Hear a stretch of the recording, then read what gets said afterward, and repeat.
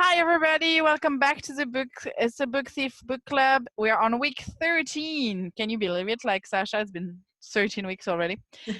So this week we're going to read Pages from the Basement and start part 5 by reading The Floating Book part 1 and the Gamblers game 1 to 5. 1 to 4, sorry.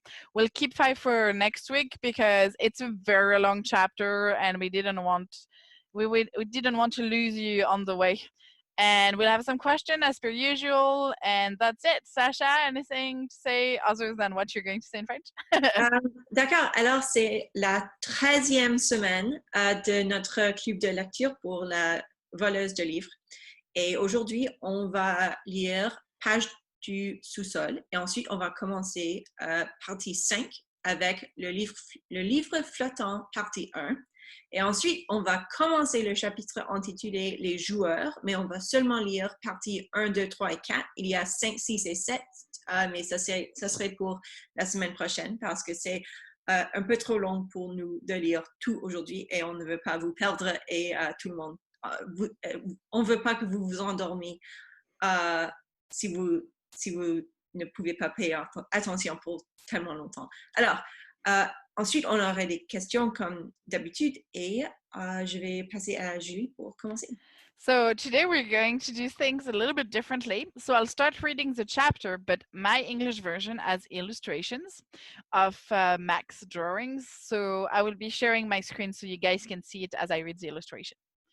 So, Pages from the Basement. For a week, Liesel was kept from the basement at all cost. It was Mama and Papa who made sure to take down Max's food. No, Zaumensch, Mama told her each time she volunteered. There was always a new excuse. How about you do something useful in here for a change, like finish the ironing? You think carrying it around town is so special? Try ironing it. You can do all manner of underhanded nice things when you have a caustic reputation. It worked. During that week, Max had cut out a collection of pages from Mein Kampf and painted over them in white. He then hung them up with pegs on some string from one end of the basement to the other. When they were all dry, the hard part began. He was educated well enough to get by, but he was certainly no writer and no artist. Despite this, he formulated the word in his head till he could recount them without error. Only then, on the paper that had bubbled and humped under the stress of drying paint, did he begin to write the story. It was done with a small black paintbrush. The Standover Man. He calculated that he needed 13 pages, so he painted 40, expecting at least twice as many slip-ups and successes. There were practice versions on the pages of the Mulching Express, improving his basic, clumsy artwork to a level he could accept. As he worked, he heard the whispered word of a girl. His hair, he told him, is like feathers. When he was finished, he used a knife to pierce the pages and tie them with string. The result was a 13-page booklet that went like this. So this is what I'm going to share with you. Share screen. Up. All my life, I've been scared of men standing over me. I suppose my first standover man was my father, but he vanished before I could remember him. For some reason, when I was a boy, I liked to fight. A lot of the time, sounds like we're missing a bit. So I'm not sure. Sasha, did you have what's missing by any chance? No, sorry, there's only one illustration in mine. Okay.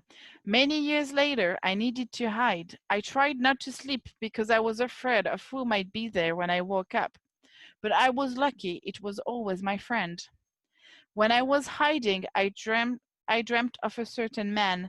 The hardest was when I traveled to find him. Out of sheer luck and many footsteps, I made it. I slept there for a long time, 3 days, they told me. And what did I find when I woke up? Not a man, but someone else standing over me. As time passed by, the girl and I realized we had things in common. Train, dreams, fists. But there is one strange thing. The girl says I look like something else. Now I live in a basement, bad dreams still live in my sleep. One night after my usual nightmare, a shadow stood above me. She said, "Tell me what you dream of." So I did. In return, she explained what her own dreams were made of. Now I think we are friends, this girl and me.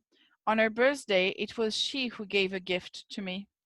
It makes me understand that the best sendover, still missing a story, valuable, daylight, water, movement, daylight. OK. And over to Sasha. D'accord. Fin février, lorsque Liesel s'éveilla aux petites heures du matin, une silhouette entra dans sa chambre aussi silencieusement qu'une ombre. C'était bien dans la manière de Max. Elle chercha à percer l'obscurité, mais devina à peine une présence. Qui est là? Pas de réponse. Rien, si ce n'est l'imperceptible glissement des pieds de Max qui se rapprochait du lit et posait les pages sur le sol, à côté des chaussettes de Liesel.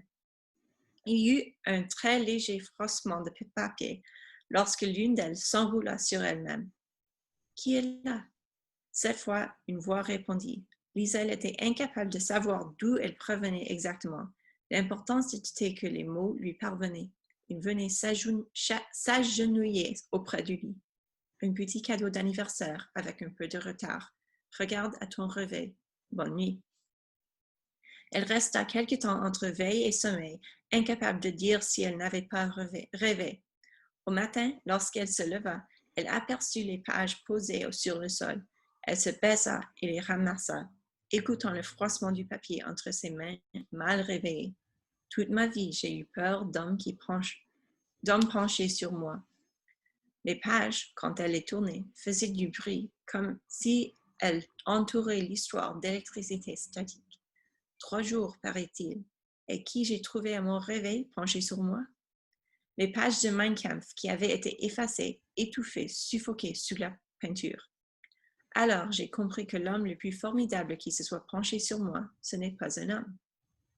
Ah, c'est quelque chose qu'on a manqué avec tes images. Oui. 3 fois de suite, Liesel relut le cadeau de Max Vandenberg et à chaque fois, elle remarquait un mot ou un trait de pinceau différent. Puis elle descendit de son lit en faisant le moins de bruit possible et se dirigea vers la chambre de Hans et Rosa. L'espace alloué à Max près du feu était vide. Elle se dit que finalement, c'était bien et même mieux de le remercier à l'endroit où il avait réalisé ses pages. Elle descendit les marches conduisant au sous-sol. En imagination, elle vit une photo encadrée s'infiltrer dans le mur, un secret dans un sourire. Quelques mètres à peine la séparaient des bâches et des pots de peinture qui protégeaient Max Vandenberg des regards, mais cela lui parut long. Elle repoussa les bâches les plus proches du mur et dégagea un espace. Ce qu'elle vit tout d'abord de lui fit son épaule, et par l'interstice, elle glissa lentement, difficilement sa main jusqu'à pouvoir la poser dessus. Les vêtements de Max étaient frais, il ne se réveilla pas. Elle percevait son souffle et sentait son épaule se soulever imperceptiblement. Pendant quelques instants, elle resta à l'observer, puis elle s'assit et s'allongea auprès de lui. L'atmosphère du sommeil semblait l'avoir suivie.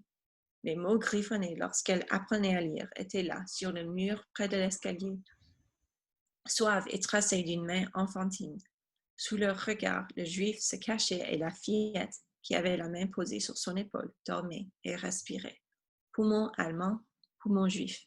Près du mur, l'homme qui se penchait reposait, muet et satisfait, aux pieds de Liesel Lemminger.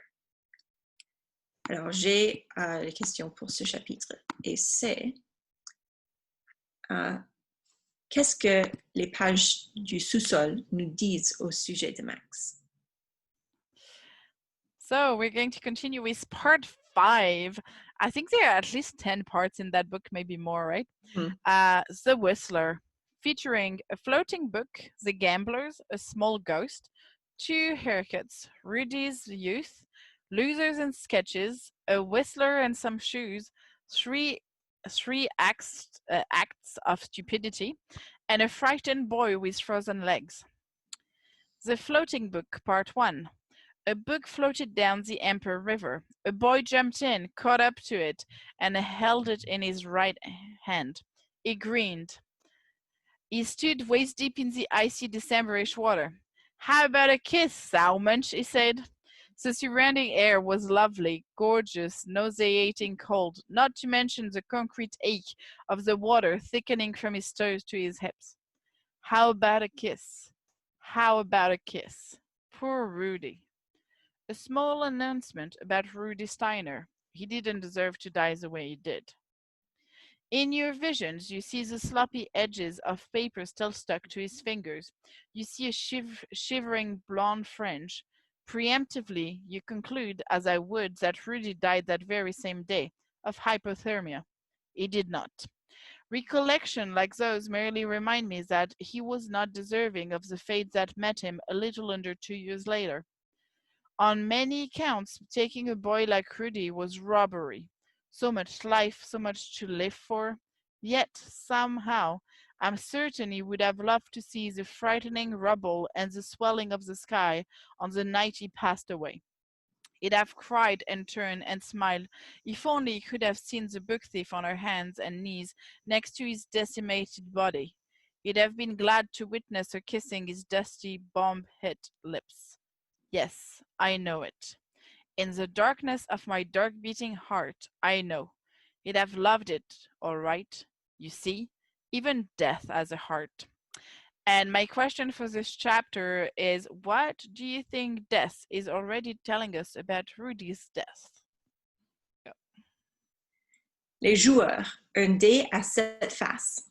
Évidemment, c'est très impoli de ma part. Je suis en train de gâcher non seulement le dénouement du livre, mais la fin de ce passage particulier. Je vous ai annoncé 2 événements parce que mon but n'est pas de créer un suspense. Le mystère m'ennuie. Il m'assomme. Je sais ce qui se passe et du coup, vous aussi. Non, ce qui m'agace, me trouble, m'intéresse et me stupéfie, ce sont les intrigues qui nous y conduisent. Et là, il y a de quoi faire. Le matériau ne manque pas. Déjà, il y a le livre intitulé Le Siffleur, dont il faut vraiment que nous parlions, ainsi que du motif précis de sa présence dans les eaux de l'Ampère à quelques jours de la Noël 1941. Mieux vaut commencer par là. Vous ne croyez pas? Bon, nous sommes d'accord. On y va. Tout a débuté par un jeu de hasard. On a jeté les dés en cachant un juif, et voilà ce qui se passe. 1. La coupe de cheveux, mi-avril 1941. La vie prenait enfin un tour plus normal. Hans et Rosa Huberman se disputaient dans le salon, quoique moins fort que d'habitude, et ce sous les yeux de Liesel, ce qui en revanche ne changeait pas. L'origine de la querelle datait de la veille. Hans et Max étaient assis dans le sous-sol en compagnie de pots de peinture, des bâches et des mots, et Max avait demandé si Rosa saurait lui couper les cheveux. Il me tombe dans les yeux, avait-il dit. Ce à quoi Hans avait répondu, je vais voir. Et maintenant, Rosa farfouillait dans les tiroirs dont le contenu était tout aussi malmené que les oreilles de papa. Où sont tes foutus ciseaux? Dans le tiroir du dessous, non? J'ai déjà regardé. Tu ne les as peut-être pas vus? J'ai l'air d'être aveugle. Elle releva la tête et brailla. Liesel, je suis là. Hans se recroquevilla. Bon sang, Rosa, tu veux me rendre sourd. Du calme, Sarkur. Sans interrompre ses recherches, elle s'adressa à la fillette. Liesel, où sont les ciseaux? Et Liesel n'en savait rien, elle non plus. Ah là là, Salmen, je me demande à quoi tu sers. Ne la mêle pas à ça. D'autres paroles furent échangées entre la femme aux cheveux élastiques et l'homme au regard d'argent, jusqu'au moment où Rosa referma un tiroir d'un geste sec. De toute façon, je n'aurais fait que des bêtises. Quelle importance! Papa semblait prêt à s'arracher ses propres cheveux, mais il se força à chuchoter.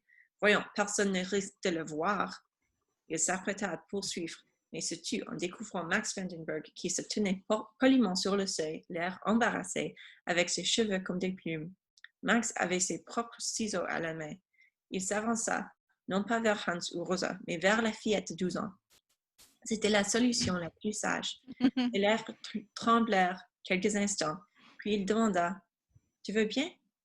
Liesel prit les ciseaux et les ouvrit. Ils étaient rouillés par endroits, étincelants à d'autres. Elle se tourna vers papa. Il approuva d'un signe de tête et elle suivit Max dans le sous-sol. Le juif s'assit sur un pot de peinture, une petite toile de bâche sur les épaules. « N'aie pas peur de faire des bêtises, dit-il. » Papa vint s'installer sur les marches. Liesel souleva une première touffe de cheveux de Max Vandenberg. Tandis qu'elle coupait ses mèches plumeuses, elle trouva que les ciseaux faisaient un bruit bizarre. Ce n'était pas un son clair et net, mais le cisaillement laborieux de masses de fibres. Une fois la coupe achevée, un peu trop courte à certains endroits et un peu de travers à d'autres, elle ramassa les cheveux et remonta les jeter dans la poêle. Elle craqua une allumette et les regarda devenir orange et rouge avant de se consumer. Max était à nouveau dans l'encadrement de la porte, en haut des escaliers cette fois. « Merci, Liesel. » Il avait une voix ample et rauque où se dissimulait un sourire. Sur ces mots, il disparut comme il était venu. 2. Le journal, début mai. Il y a un juif dans mon sous-sol. Il y a un juif dans mon sous-sol. Assise sur le parquet de la bibliothèque du maire, Liesel entendait ces mots résonner dans sa tête, un sac à linge posé à côté d'elle. Elle était plongée dans la lecture des pages 22 et 23 du Siffleur. En face, la silhouette fantomatique de l'épouse du maire était assise au bureau, les épaules affaissées. Liesel leva les yeux et s'imagina en train de s'approcher d'elle, de relever une mèche de ses cheveux mousseux et de lui murmurer à l'oreille. « Il y a un juif dans mon sous-sol. » Tandis que le livre frémissait sur ses genoux, le secret restait dans sa bouche. Il s'y installa à l'aise, jambes croisées. « Il faut que je rentre. » Cette fois, elle parla tout haut. Ses mains tremblaient. Malgré un pâle rayon de soleil dans le lointain, une petite brise pénétra par la fenêtre ouverte, accompagnée d'une pluie fine comme la sueur. Lorsqu'elle remit le livre en place, la femme repoussa sa chaise et la rejoignit. C'était toujours ainsi à la fin. Les sillons inscrits par le chagrin sur son visage se comblèrent fugitivement quand elle tendit le bras et reprit le volume. Elle l'offrit à la fillette. Liesel eut un mouvement de recul. « Je vous remercie, mais j'ai assez de livres à la maison, dit-elle. Une autre fois peut-être. Je suis en train d'en relire un avec mon papa. Vous savez, celui que j'ai volé en le prenant dans le feu ce soir-là. » La femme du maire hocha affirmativement la tête. Il faut dire que pour Liesel Memminger, le vol n'était pas un acte gratuit. Elle ne dérobait les livres que par besoin, et pour le moment, elle en avait suffisamment. Elle avait lu à quatre reprises Les Hommes d'argile, et elle retrouvait avec plaisir le haussement d'épaules. Et chaque soir, avant d'aller se coucher, elle ouvrait tranquillement son guide du fossoyeur sous la couverture duquel se dissimulait l'homme qui se penchait. Elle murmurait les mots pour elle-même et touchait les oiseaux du bout des doigts. Elle tournait lentement des pages qui craquaient. « Au revoir, Frau Hermann. » Elle quitta la bibliothèque, traversa l'entrée et son beau parquet et sortit par l'immense porte. Comme d'habitude, elle fit une pause pour contempler la vue sur Molking. Cet après-midi-là, la ville était plongée dans une brume jaune qui baignait les rues et caressait les toits comme des animaux familiers. Lorsqu'elle arriva rue de Munich, la voleuse de livres se mit à zigzaguer entre les passants qui s'arbitraient sous leur parapluie, une gamine en imperméable qui allait sans honte d'une poubelle à l'autre avec une régularité de métronome. Voilà. Elle leva la tête vers les nuages cuivrés avec un petit cri ravi avant de s'emparer du journal froissé. Des larmes d'encre d'imprimerie striaient le noir à la première et à la dernière page, mais cela ne l'empêcha pas de plier et de glisser sous son bras. C'était ainsi chaque jeudi depuis quelques mois. Le jeudi était désormais le seul jour où elle livrait le linge et il lui procurait généralement quelques gratifications. Chaque fois qu'elle découvrait un exemplaire du Molking Express ou d'une autre publication, elle éprouvait le même sentiment de triomphe. Le jour où elle trouvait un journal était un bon jour. Si en plus la grille de mots croisés était vierge, c'était une excellente journée. Elle se précipitait à la maison, fermait la porte derrière elle et portait son butin à Max Vandenberg dans le sous-sol. « Les mots croisés » interrogeait-il. « Pas remplis ?»« Formidable. » Le juif prenait le journal avec un sourire et se mettait à lire dans la lumière rationnée. Souvent, Liesel restait là, tandis qu'il lisait chaque page de la première à la dernière ligne, faisait les mots croisés, puis entamait une seconde lecture. Comme le temps devenait plus doux, il ne quittait plus le sous-sol. Dans la journée, la porte en haut de l'escalier restait ouverte afin qu'il puisse profiter du rectangle de lumière du couloir. Celui-ci n'était pas exactement baigné de soleil, mais dans certaines situations, on fait avec ce que l'on a. De la lumière, même faible, valait mieux que rien, et il devait se contenter de peu. Il était bon d'économiser le pétrole, même s'il en restait encore suffisamment. Généralement, Liesel s'asseyait sur des bâches. Il lisait pendant que Max faisait les mots croisés. Ils restaient à quelques mètres l'un de l'autre et parlaient peu. À quelque chose près, le seul bruit était celui des pages tournées. Souvent aussi, elle laissait ses livres à Max pour qu'il les lise pendant qu'elle était à l'école. Si la musique avait constitué le lien ultime entre Hans Huberman et Eric Vandenberg, la compagnie tranquille des mots était ce qui unissait Max et Liesel. Bonjour Max. Bonjour Liesel. Il s'asseyait et lisait. Parfois, elle l'observait. Si elle avait dû le décrire en quelques mots, elle aurait dit qu'il était l'image de la concentration et de la pâleur, une peau claire, un marécage dans le regard et la respiration d'un fugitif. Éperdue mais silencieuse, seule sa poitrine qui se soulevait montrait qu'il était en vie. De plus en plus souvent, Liesel fermait les yeux et demandait à Max de l'interroger sur les mots dont elle n'arrivait pas à retenir le sens. Elle jurait s'il continuait à lui échapper. Elle se levait alors et les peignait sur le mur jusqu'à une douzaine de fois. Ensemble, Max Vandenberg et Liesel Meminger respiraient les vapeurs de peinture et l'odeur du ciment. Au revoir, Max. Au revoir, Liesel. Dans son lit, elle restait les yeux ouverts et pensait à lui dans son sous-sol. Elle l'imaginait toujours en train de dormir tout habillé, y compris avec ses chaussures, au cas où il devrait s'enfuir de nouveau. Il ne dormait que d'un œil. 3. La météo, mi-mai. Liesel ouvrit simultanément la bouche et la porte. Au foot rue Humaine, son équipe avait écrasé celle de Rudy par 6-1 et elle fit irruption dans la cuisine, triomphante, pour décrire à Hans et à Rosa le but qu'elle avait marqué. Elle se rua ensuite au sous-sol et fit de même avec Max, qui abandonna la lecture de son journal et l'écouta attentivement, tout en riant avec elle. Lorsqu'elle eut terminé, il y eut quelques minutes de silence, puis Max leva les yeux. « Est-ce que tu ferais quelque chose pour moi, Liesel ?» lui demanda-t-il. Toujours excitée par le but qu'elle avait marqué, elle sauta de son tas de bâches. C'était une façon de répondre par l'affirmatif. Tu m'as raconté en détail comment tu as marqué ce but, mais je ne sais pas à quoi la journée ressemble là-haut. J'ignore s'il y avait du soleil ou s'il était caché par les nuages. Il passa la main dans ses cheveux fraîchement coupés. Son regard humide demandait la chose la plus simple du monde. Pourrais-tu monter et me dire quel temps il fait dehors? Naturally, Liesel hurried up the stairs. She stood a few feet from the spit-stained door and turned on the spot, observing the sky. When she returned to the basement, she told him, "The sky is blue today, Max, and there is a big, long cloud, and it's stretched out like a rope. At the end of it, the sun is like a yellow hole." Max, at that moment, knew that only a child could have given him a weather report like that.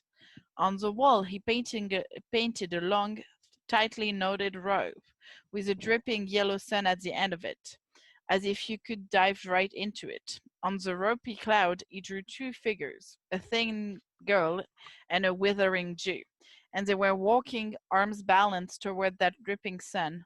Beneath the picture, he wrote the following sentence: "The wall-written words of Max Vanderberg. It was a Monday, and they walked on a tightrope to the sun." Number 4, The Boxer, end of May. For Max Vanderberg, there was cool cement and plenty of time to spend with it. The minutes were cruel, hours were punishing. Standing above him at all moments of awakeness was the hand of time, and it didn't hesitate to wring him out. It smiled and squeezed and let him live. What great malice there could be in allowing something to live. At least once a day, Hans Huberman would descend the basement steps and share a conversation. Rosa would occasionally bring a spare crust of bread. It was when Liesel came down, however, that Max found himself most interested in life again. Initially, he tried to resist, But it was harder every day that the girl appeared, each time with a new weather report, either of pure blue sky, cardboard clouds, or a sun that had broken through like God sitting down after he'd eaten too much for his dinner. When he was alone, his most distinct feeling was of disappearance. All of his clothes were gray, whether they'd started out that way or not, from his pants to his woolen sweater to the jacket that dripped from him now like water.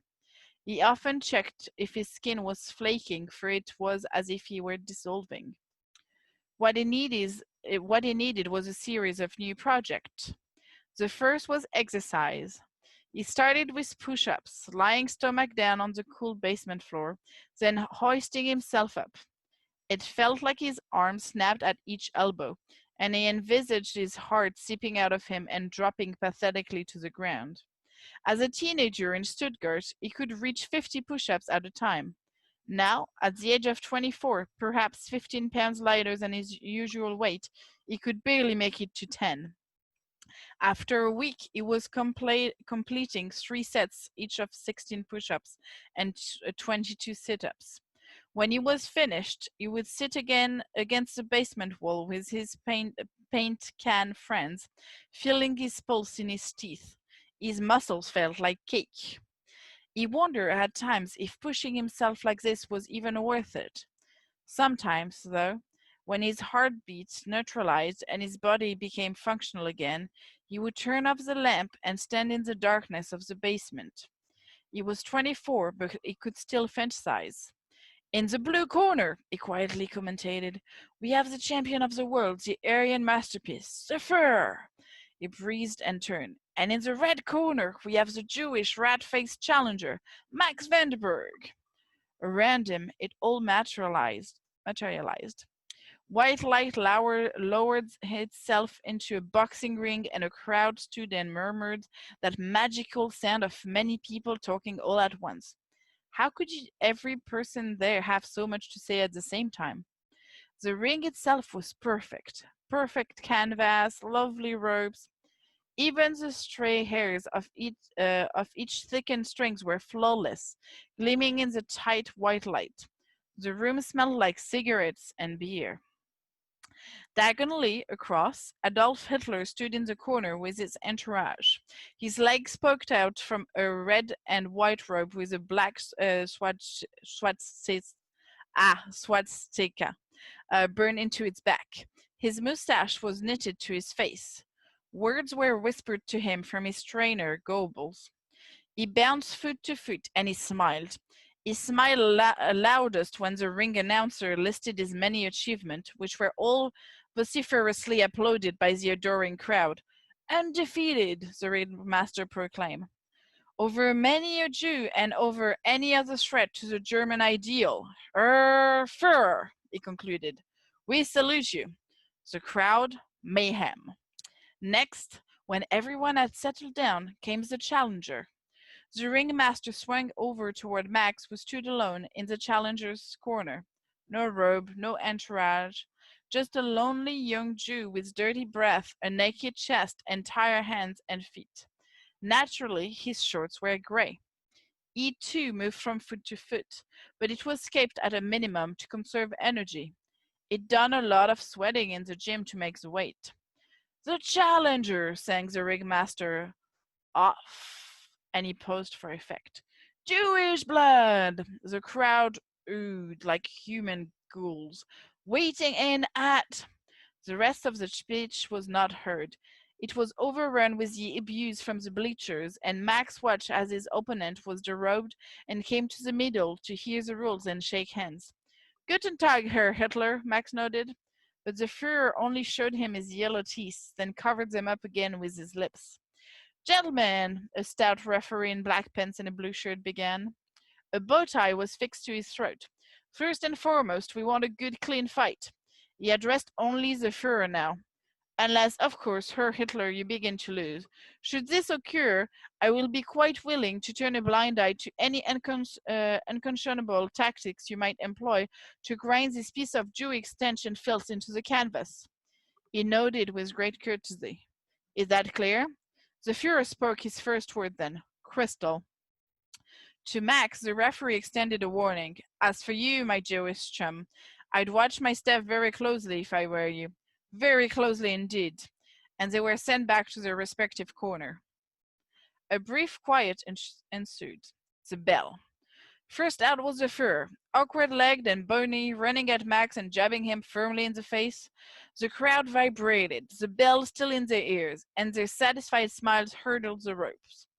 The smoky breath of Hitler steamed from his mouth as his hands bucked at Max's face, collecting him several times on the lips, the nose, the chin.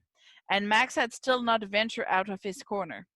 To absorb the punishment, he held up his hands, but the Führer's and aimed at his ribs, his kidney, his lungs. Oh, the eyes, the Führer's eyes. They were so deliciously brown, like Jews' eyes, and they were so determined that even Max stood transfixed for a moment as he caught sight of them between the healthy blur of punching gloves. There was only one round, and it lasted hours, and for the most part, nothing changed. The Führer pounded away at the punching bag Jew. Jewish blood was everywhere, like rain clouds on the white sky canvas at their feet. Eventually, Max's knees began to buckle, his cheekbones silently moaned, and the Führer's delighted face still chipped away, until depleted, beaten, and broken, the Jew flopped to the floor. First a roar, then silence. The referee counted. He had a gold tooth and a plethora of nostril hair. Slowly, Max Vanderberg, the Jew, rose to his feet and made himself upright. His voice wobbled. An invitation. Come on, Führer, he said, and this time when Adolf Hitler set upon his Jewish counterpart, Max stepped aside and plunged him into the corner. He punched him 7 times, aiming on each occasion for only one thing, the mustache. With the 7th punch he missed. It was the Führer's chin that sustained the blow. All at once Hitler hit the ropes and creased forward, landing on his knees. This time there was no count. The referee flinched in the corner. The audience sank down, back to their beer. On his knees, the Führer tested himself for blood and straightened his hair right to left. When he returned to his feet, much to the approval of the 1,000-strong crowd, he edged forward and did something quite strange. He turned his back on the Jew and took the glove from his fist. The crowd was stunned. He's given up, someone whispered, but within a moment, Adolf Hitler was standing on the ropes and he was addressing the arena. My fellow Germans, he called, you can see something here tonight, can't you? Bare-chested, victory-eyed, he pointed over at Max.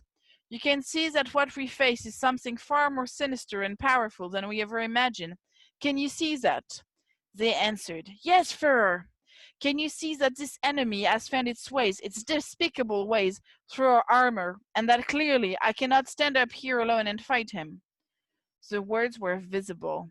They dropped from his mouth like jewels. Look at him. Take a good look. They looked at the bloodied Max Vanderberg. As we speak, he's plotting his way into your neighborhood. He's moving in next door. He's infesting you with his family, and he's about to take you over. Hitler glanced at him a moment with disgust. He will soon own you until it is he who stands not at the counter of your grocery shop, but sits in the back smoking his pipe. Before you know it, you'll be working for him at minimum wage while he can hardly walk from the weight in his pockets. Will you simply stand there and let him do this? Will you stand by as your leaders did in the past when they gave your land to everybody else, when they sold your country for the price of a few signatures? Will you stand out there powerless? Or, and now we stepped one rung higher, will you climb up into this ring with me? Max shook. Horror stuttered in his stomach. Adolf finished him. Will you climb in here so that we can defeat this enemy together? In the basement of 33 Himmel Street, Max Vanderberg could feel the fist of an entire nation. One by one, they climbed into the ring and beat him down. They made him bleed. They let him suffer. Millions of them. until one last time when he gathered himself to his feet. He watched the next person climb through the rope. It was a girl, and as she slowly crossed the canvas, he noticed a tear torn down her left cheek. In her right hand, a newspaper. The crossword, she gently said, it's empty, and she held it out to him. Dark, nothing but dark now, just basements, just you. So, Sasha, would you like to ask a question for this part? D'accord. Alors, ma question, c'est pourquoi Liesel a-t-elle imaginé dire son secret à la femme du maire?